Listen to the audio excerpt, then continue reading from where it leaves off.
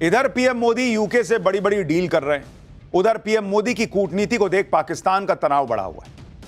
जिस वक्त PM Modi UK के दौरे पर निकले, उस वक्त पाकिस्तान के प्रधानमंत्री शहबाज शरीफ ने इस्लामाबाद में ब्रिटिश उच्चायुक्त जैन मैरियट से मुलाकात कर ली। एकदम नकलची लोग हैं भाई ये लोग। सोचो वहां वो गए हैं, रेड कारपेट बिछ रहा है भाई, एकदम गले वाले मिल रहे हैं। हम क्या करते हैं, हमको तो कोई बुलाएगा नहीं। इनको पता है पाकिस्तानियों को तो कोई बुलाता नहीं, सबको पता है भीख मांगने आएगा ये।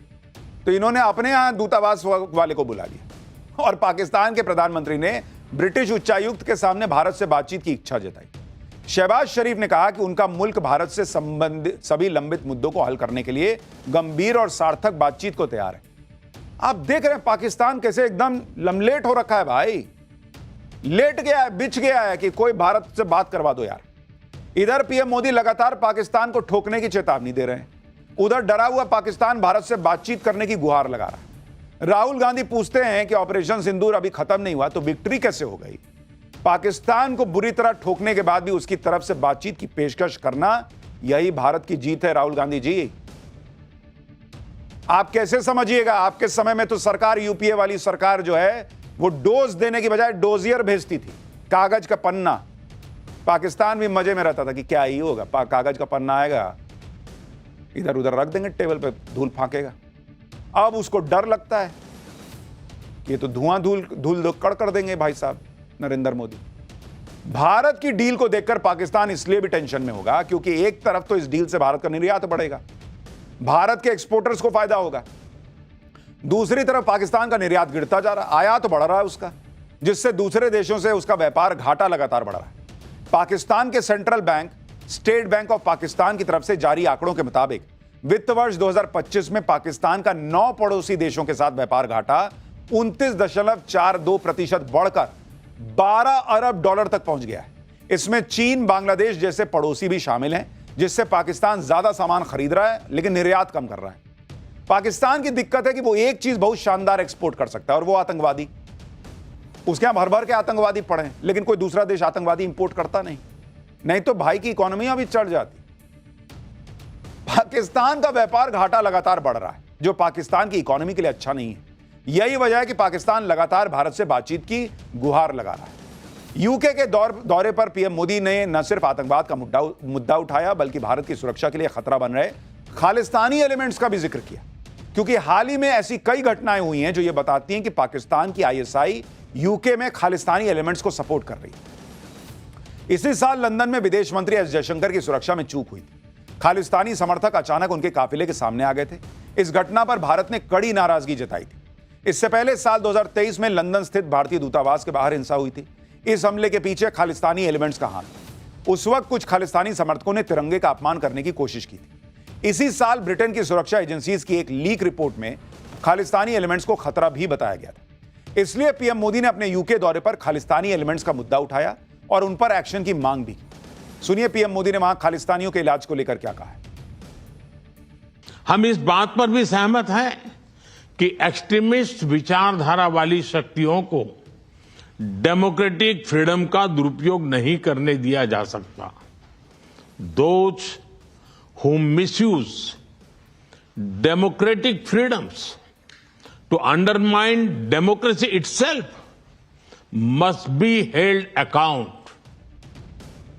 प्रधानमंत्री नरेंद्र मोदी जब डील कर रहे थे, एफटीए की डील कर रहे थे, तो उनको पता था कि यही समय है, खालिस्तानियों को लेकर भी बात कर लो, पाकिस्तान को लेकर भी बात कर लो और उनको बता दो भाई कि व्यापार कर रहे हैं ठीक है, लेकिन ये सब जो हो रहा है ये सब भी तुमको देखना पड़ेगा।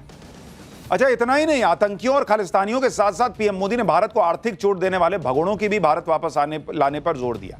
पीएम मोदी ने आर्थिक अपराध से जुड़े भगोड़ों के प्रत्यर्पण के लिए यूके से सहयोग मांगा।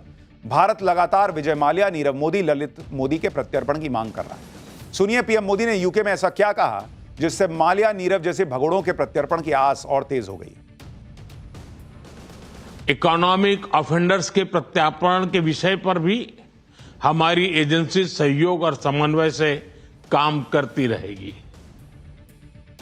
उधर यूके में नरेंद्र मोदी कूटनीतिक धमाके कर रहे हैं, इधर देश में अलग ही पॉलिटिक्स चल रही है।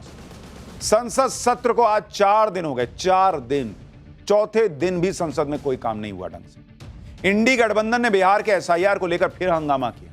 कांग्रेस के सांसद वेल में आकर पोस्टर लहराने लगे। हंगामे के बीच लोकसभा सिर्फ 12 मिनट चल पाई, 12 मिनट, जबकि राज्यसभा की कार्रवाई भी हंगामे के बाद कल तक के लिए स्थगित करनी पड़ी। इसके बाद जब राहुल गांधी संसद से निकले तो चुनाव आयोग पर बरस गए। राहुल गांधी ने नया दावा कर दिया कि उनके पास वोट चोरी के प्रूफ हैं।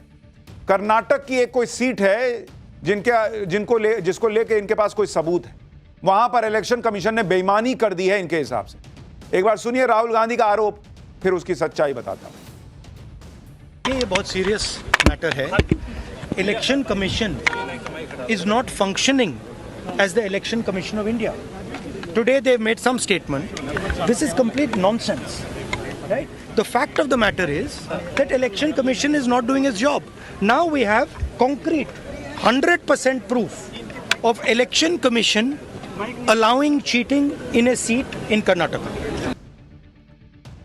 पहले इनके पास 100% प्रूफ होता था कि ईवीएम हैक होता है, लेकिन वो साबित नहीं हो पाया। तो फिर आया कि स्ट्रांग रूम में कुछ गड़बड़ी करके होता है। फिर हुआ कि भाई नहीं, वोटर को रोका जाता है। फिर हुआ कि नहीं, वोटर लिस्ट में नाम जो है वो डिलीट कर देते हैं। अभी बिहार के लिए नहीं, उसके पहले कहे कि वोटर लिस्ट में नाम जोड़ देते हैं महाराष्ट्र के लिए। अब बिहार में कह रहे हैं कि नाम काट देते हैं। अब कर्नाटक का कुछ नया माल लेके आए। कुछ भी चल रहा है बॉस इस देश में। संविधान लहराते हैं, लेकिन किसी संवैधानिक व्यवस्था पे इनका विश्वास है क्या? राहुल गांधी कह रहे हैं कि उनके पास 100% सबूत है कि भाई कर्नाटक में गड़बड़ी हुई है, एक धोखाधड़ी हुई है एक सीट पर, और यही हर सीट पर भी हुआ। हजारों बोगस वोट जोड़े गए। 50 साल, 60 साल, 65 साल के लोगों को नए वोट करने के लिए जोड़ दिया गया। इसमें पहली बात तो यह है कि क्या 50 साल का कोई व्यक्ति कहीं नया वोटर नहीं बन सकता है क्या? यह कौन सा लॉजिक है भाई? कोई कहीं से आया होगा, कहीं से शिफ्ट हुआ होगा, अभी नया बनवाया होगा, कुछ अलग हुआ होगा। ये कौन सा लॉजिक है कि 50 साल 45 साल का आदमी का वोटर लिस्ट में नाम जुड़ा? फर्जी है। दूसरी बात यह है कि कर्नाटक का चुनाव तो कांग्रेस जीती भाई। कर्नाटक में तो उन्हीं की सरकार है। अगर वोटर लिस्ट में गड़बड़ी की गई तो कांग्रेस चुनाव कैसे जीत गई? लेकिन यह सवाल इनसे कोई नहीं पूछ रहा। लॉजिक की बात तो एकदम पुड़िया में बांध के फेंक दीजिए नदी में, वैसा हाल हो रखा है। सिर्फ आरोप लगाए जा रहे हैं कि वोटर लिस्ट में गड़बड़ी हो गई तो हो गई, कह दिया तो कह दिया ना। वोटर लिस्ट में खेल हो रहा है, कह दिया तो कह दिया।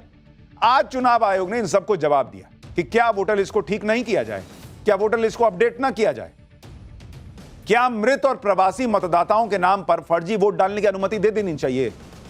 आप खुद सोचिए, एक भारतीय नागरिक के हिसाब से सोचिए, कोई आदमी मर गया है, उसका नाम नहीं हटे लिस्ट से, उसकी जगह कोई आके वोट दे दे, ये ठीक होगा? कोई दूसरी जगह शिफ्ट हो गया है, उसकी जगह कोई दूसरा वोट डालते, ये ठीक होगा? रिवीजन प्रोसेस का मकसद सिर्फ अयोग्य मतदाताओं को वोटर लिस्ट से हटाना है। क्या प्रामाणिक मतदाता सूची निष्पक्ष चुनाव और मजबूत लोकतंत्र की आधारशिला नहीं है? इन सवालों पर हम सभी को राजनीतिक विचारधाराओं से परे जाकर सोचना होगा। शायद आप सभी के लिए यह सोचने का सबसे अच्छा समय अब आ गया है, यह चुनाव आयोग कह रहा है। और सबसे बड़ा सवाल है कि ऑपोजिशन को इतना कॉन्फिडेंस कैसे है कि जिस मरे हुए आदमी का नाम हट रहा है लिस्ट में से, उस मरे हुए आदमी का वोट उसको ही पड़ता है? यह कॉन्फिडेंस कैसे है? जो दूसरी जगह शिफ्ट हो गया है वो उसी का वोटर था जो वोट दे देता कहीं और बैठे बैठे। ये इनको कॉन्फिडेंस कैसे? हो सकता बीजेपी कर लेती। लेकिन राहुल गांधी और उनके साथियों को इन सब बातों से कोई मतलब नहीं। उन्हें तो सिर्फ यह दिख रहा है कि चुनाव आयोग के बहाने नरेंद्र मोदी को कैसे घेरा जाए और कैसे यह बताया जाए कि चुनाव में उनके साथ खेल हो रहा है। जबकि सच यह है कि ये लोग बार बार नरेंद्र मोदी के सामने फेल होते हैं, और जब कोई नहीं मिल रहा तो सारा गुस्सा आप चुनाव आयोग पर निकाल रहे हैं। चुनाव आयोग को एक तरीके से धमका रहे हैं। राहुल गांधी ने आज किस तरह से चुनाव आयोग को देख लेने की धमकी दी है, आप देखिए, खुद सुनिए।